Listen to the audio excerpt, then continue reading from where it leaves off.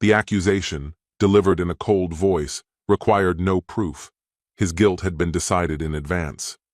But sometimes reality turns out to be far more tangled than it appears at first glance.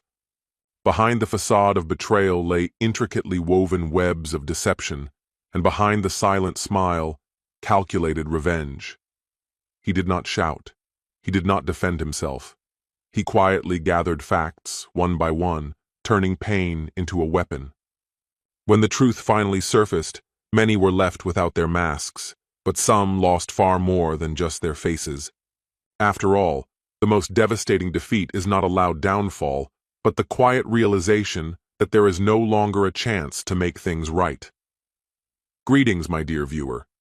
Please tell me which city and country you're watching this video from. Maybe you're watching me from a small town or a gigantic metropolis. Write about it. Make sure to subscribe to my channel and share this video with your friends. It will make me very happy. Let's get started. Jonathan Cooper entered his home to find Melissa standing there, arms rigidly crossed. Before he could even slip off his shoes, she spoke, blunt and unwavering, announcing that she knew everything. Tamara, she claimed, was the woman involved, and she had already sought legal counsel. Jonathan froze, blindsided. Tamara? The name barely registered any significance. She had been a temporary hire, working briefly at a satellite office, and their interactions never went beyond polite nods. Yet Melissa appeared resolute, insisting that Trevor had laid everything bare and had proof to substantiate it. Jonathan struggled to grasp the origin of these accusations. Trevor wasn't even a close friend, just a colleague Melissa occasionally mentioned in passing. They weren't close, hardly more than workplace acquaintances.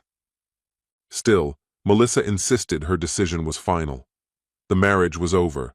She claimed she was too hurt to stay, packed her belongings, and left Jonathan standing in stunned silence.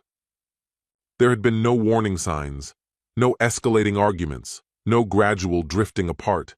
It felt as if she had harbored her grievances in silence until they exploded. Jonathan lay awake the entire night, combing through memories, searching for any overlooked detail or misstep that could explain the situation. But there was nothing. Tamara had never crossed his mind in any inappropriate way. The next morning, desperate for answers, he contacted her. Tamara, sounding genuinely perplexed, admitted she hadn't thought about Jonathan in months, and confirmed their relationship had been strictly professional. That's when Jonathan began to suspect Trevor, the supposedly concerned coworker. It didn't take long for Jonathan to realize that Trevor had fabricated an entire fiction designed to implicate him. Melissa had accepted it, or perhaps she had wanted to. Determined to find the truth, Jonathan began his own investigation. He dug through old messages, scrutinized schedules, analyzed access logs. Discrepancies surfaced almost immediately. Melissa claimed she was working late, yet building records showed her frequenting hotels. She said she was visiting her sister, but GPS data suggested otherwise. Jonathan documented it all meticulously: receipts, email archives, phone records, building an airtight case. He made no accusations, no confrontations, choosing instead to gather undeniable proof. Meanwhile, Melissa accelerated the divorce process, serving him papers that accused him of adultery and demanded a large share of their joint assets. She painted Jonathan as the sole cause of the collapse. Without resistance, Jonathan signed the preliminary documents, but kept working quietly behind the scenes. He stopped pleading his case. He stopped arguing. He focused solely on revealing the truth. Gradually, a clearer picture took shape. Melissa and Trevor had been involved. Traces lingered online, deleted photos, lingering comments, recovered likes, forming a pattern too consistent to ignore. The more Jonathan uncovered, the more his anger hardened into cold resolve. But he knew he needed incontrovertible proof. Then, without warning, an anonymous email arrived. No subject line, no body, only an attachment. When Jonathan opened it, he found a video. It showed Melissa and Trevor together, laughing, touching, exchanging cruel jokes about him. They mocked Jonathan openly, calling him a fool. Melissa didn't laugh nervously or with regret. Her laughter was sharp, mocking, and final, as if the man she once vowed to love was now a source of ridicule. Jonathan watched the video once, emotionless. Then he calmly saved it, printed multiple copies, and forwarded it to his attorney. This wasn't about emotions anymore. It was about justice. He swiftly closed joint accounts, canceled shared credit cards, moved out without leaving a forwarding address, and severed every possible connection with Melissa. From that point onward, emotions had no place, only strategy. And Jonathan was ready. He finally understood. Melissa had dismantled their marriage herself, lied under oath, and scorned him in private, all while propping up a false narrative spun by a man who preyed on her discontent. Jonathan no longer needed to defend himself. The video would tell the whole story to anyone who mattered. And this was only the beginning. As Jonathan replayed the video in his mind, his anger sharpened into precision. Doubt was gone. Melissa's betrayal was no longer a mystery. Trevor had been her accomplice. Everything that once seemed confusing now made perfect sense: the coldness, the unwarranted arguments, the snap judgments. Tamara had simply been a convenient scapegoat. Trevor had orchestrated an intricate deception without ever explicitly lying. He hinted, suggested, implied, weaving a story of supposed infidelity without direct evidence. And Melissa, already restless and dissatisfied with her life, chose to believe it. It was easier to see Jonathan as the villain than to confront her own desires. Trevor claimed he had seen Jonathan and Tamara together, leaving the office suspiciously, dining out. He even produced a manipulated screenshot as proof. Trevor feigned concern, playing the role of the sympathetic friend who thought Melissa deserved better. He set the trap carefully, and Melissa walked right into it. From that moment forward, she interpreted Jonathan's every action through a filter of suspicion. Small gestures became signs of betrayal. Innocent words were twisted into confessions. Their marriage, already weighed down by routine and emotional fatigue, crumbled under the weight of her distrust. Trevor had picked his timing well. Melissa had long expressed dissatisfaction with her stagnant life, her feeling of being unseen. And there he was, the attentive colleague, the caring confidant, the patient listener. He listened carefully, offering her the sympathy she craved, and then suggested a simple explanation for her unhappiness. Jonathan had been unfaithful. It was a convenient falsehood, perfectly suited for someone already emotionally fragile, and that was precisely why Melissa embraced it so easily. She wasn't simply deceived, she chose to be. It granted her the excuse she needed to give in to the desire she had long suppressed. Jonathan would later uncover the truth, not just through a recording. He had pieced it together methodically, cross-referencing dates, examining GPS data, poring over saved messages and old emails. Melissa had claimed she was visiting her sister, but the location records told a different story: hotel stays. She insisted she was buried in business meetings, but her corporate calendar showed long gaps of free time, small discrepancies, minor details that didn't add up. One by one, Jonathan fit the pieces together, assembling a picture he wished he didn't have to see. And as each piece clicked into place, the hidden betrayal came into sharper focus.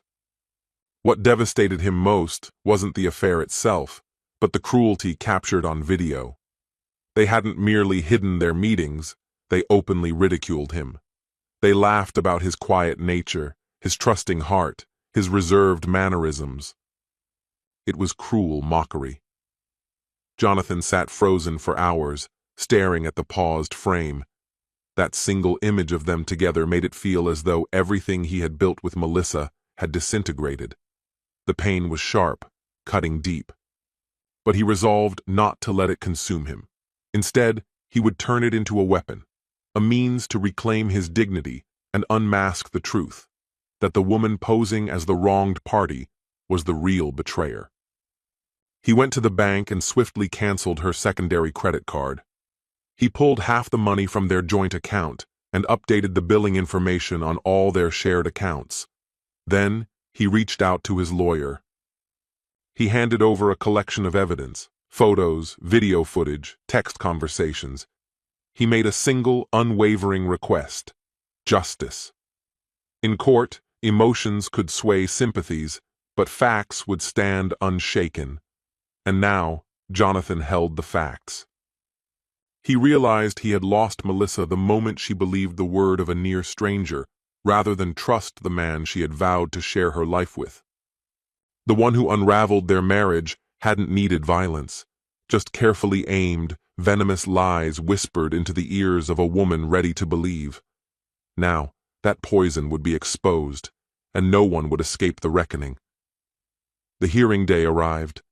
Jonathan woke early, dressed with composed precision, and made his way to court fully prepared.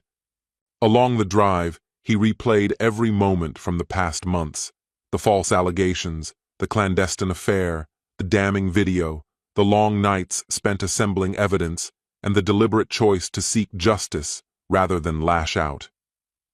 Today, all that restraint would prove its worth. Upon entering the courtroom, he spotted Melissa already seated beside her attorney. Her face carried a tense mixture of anger and unease.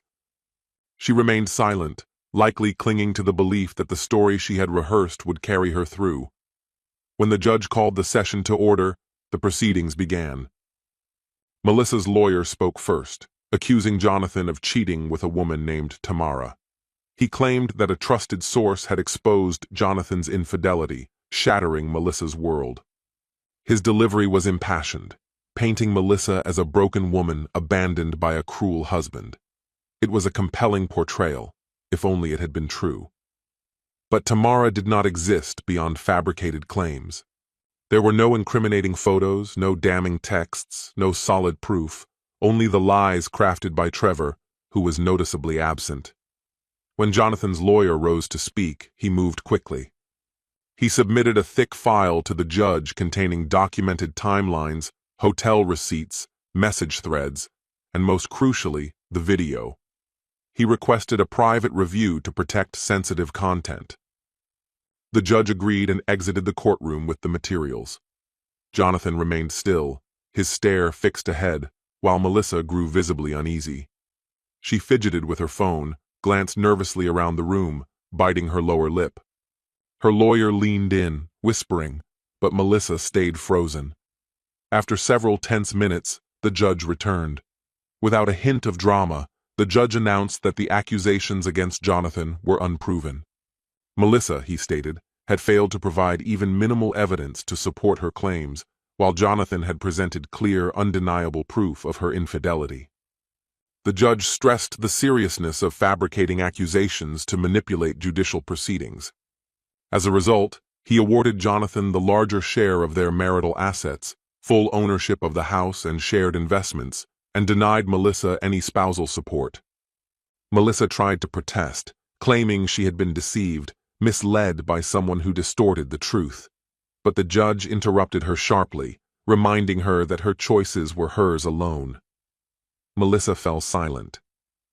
For the first time, her composure cracked. The color drained from her cheeks, her posture sagged. She turned to Jonathan with tear-filled eyes, as if finally grasping the enormity of what she had done. Jonathan offered no reaction. He walked out of the courtroom without a backward glance. His lawyer asked if he wanted to make a public statement, but Jonathan declined. There was no need. The evidence, the documents, the recordings, the undeniable truth had already spoken for him. As he crossed the threshold of the courthouse, a sensation he hadn't felt in years swept over him, a profound, almost unfamiliar lightness. Though the finality of the proceedings weighed on him, guilt was conspicuously absent. In the parking lot, his phone vibrated with a call from an unknown number. On the other end, Trevor's wife spoke, her voice trembling. She explained that she had seen the video and asked if they could meet in person so she could better understand everything. Jonathan politely declined, but confirmed the authenticity of what she had received. He told her she deserved to know the truth about the man she shared her life with, and now she did. Trevor had managed to ruin 2 marriages with a single falsehood, and Melissa had willingly played her part. Jonathan wasn't interested in revenge. He wanted something far more valuable: peace. And as he left the courthouse that day, that's exactly what he carried with him: peace, the truth behind him, and a future untethered to deceit. The fight was over. Justice had been delivered. Melissa's web of lies had unraveled. The betrayal had been laid bare. Still, one question lingered in Jonathan's mind. The video, the pivotal piece of evidence that exposed Melissa and Trevor's affair, had arrived anonymously via email, with no sender, no note, no clue to its origins. In the chaos of preparing for court, Jonathan had submitted the video without questioning its source. The judge accepted it as legitimate evidence, but how it had come to him remained an unsolved mystery.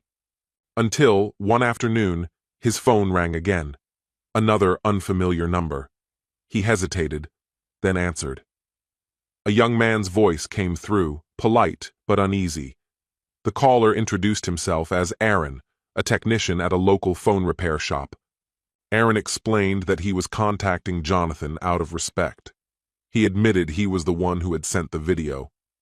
Jonathan stiffened, saying nothing, as Aaron began to recount what had happened. Trevor had brought his phone in for service, complaining about freezing and storage issues. From the moment Trevor entered the shop, he was rude, dismissive, and demanding. He spoke down to the staff, made it clear he was in a hurry, and treated everyone as if they were beneath him. Despite Trevor's attitude, Aaron did his job, but the encounter left a sour taste. As he worked on the phone, Aaron came across a disorganized folder crammed with images and videos. Hidden inside was the video. At first, Aaron considered ignoring it. But curiosity got the better of him when he noticed it was over 20 minutes long and labeled with a tag, Melissa Hotel. He pressed play. What he saw stunned him. Melissa and Trevor, unmistakable in the footage. He could hear their voices, see their faces. What shocked him even more was the disdain they voiced for Jonathan, a man they barely even knew. Their cruelty was unsettling. And for Aaron, it resonated deeply, because Trevor had treated him and his colleagues with the same contempt. Watching the video was like seeing Trevor's true character captured perfectly. But it wasn't just the cruelty. The footage contained names, including Jonathan's, and enough details, surnames, places, to identify those involved. Driven by a sense of moral duty, Aaron began his own investigation. He searched through social media, public records, and slowly pieced together the puzzle. Eventually, he stumbled upon an old social media post, Melissa and Jonathan at a New Year's event, with the location tagged.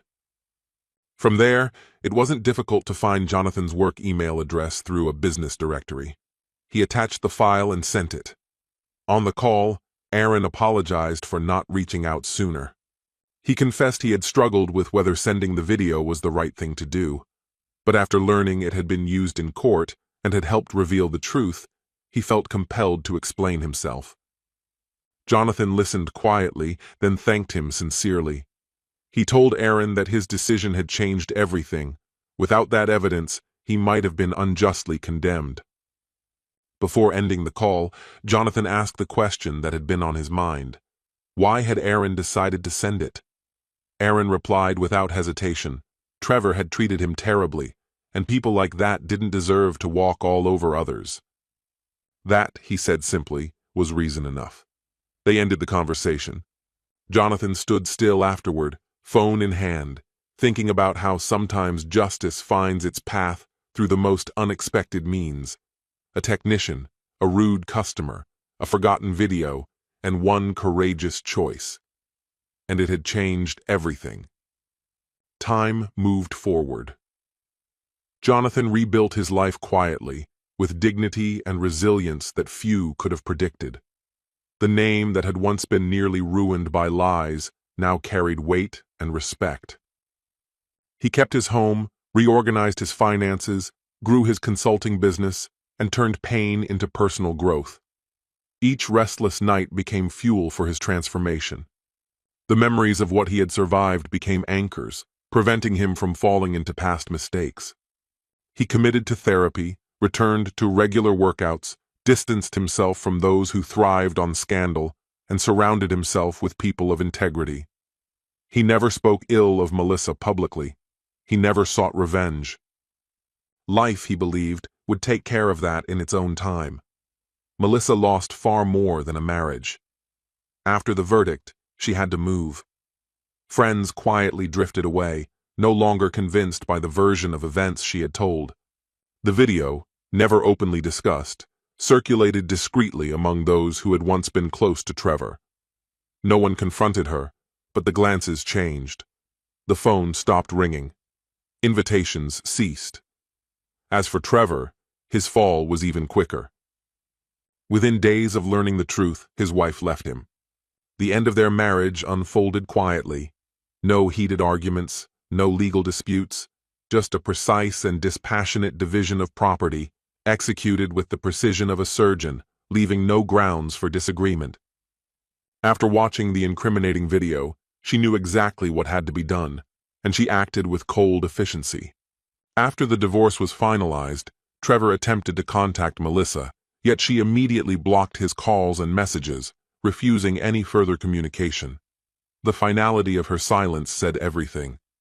With Trevor out of her life and the financial security she once enjoyed alongside Jonathan gone, Melissa's situation quickly deteriorated.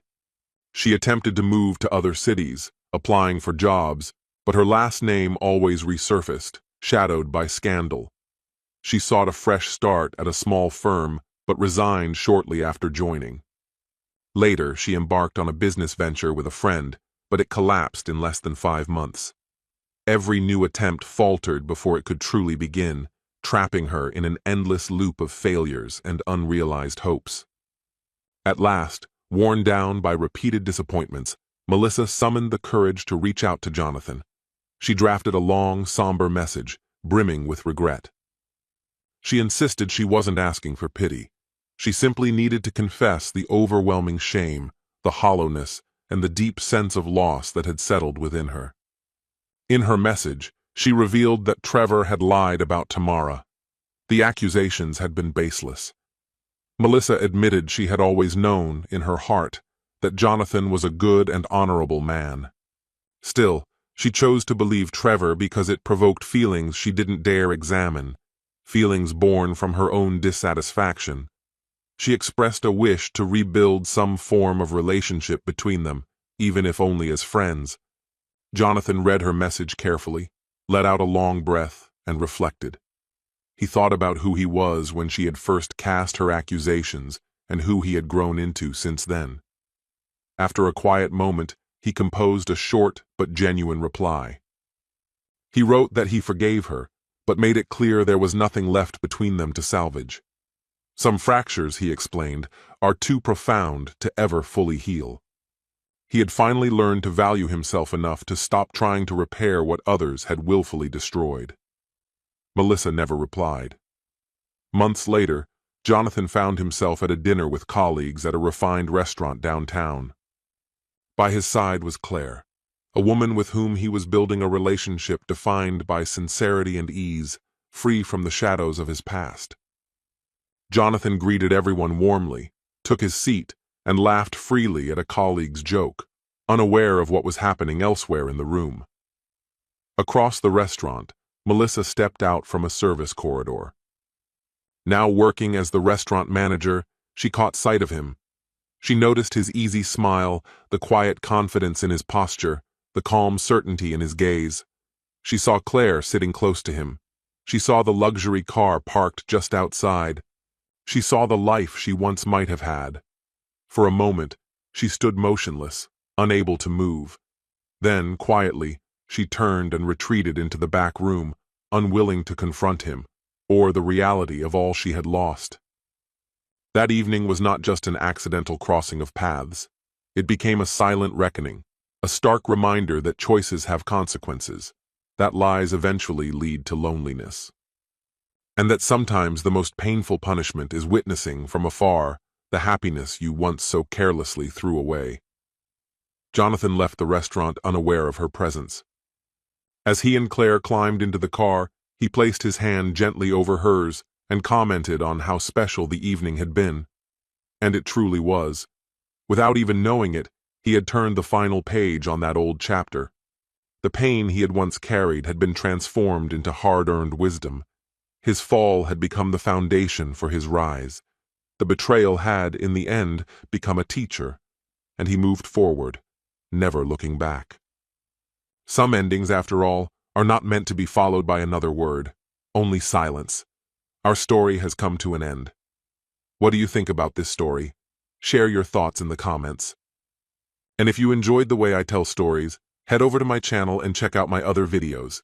May the force be with you. See you soon, my friend.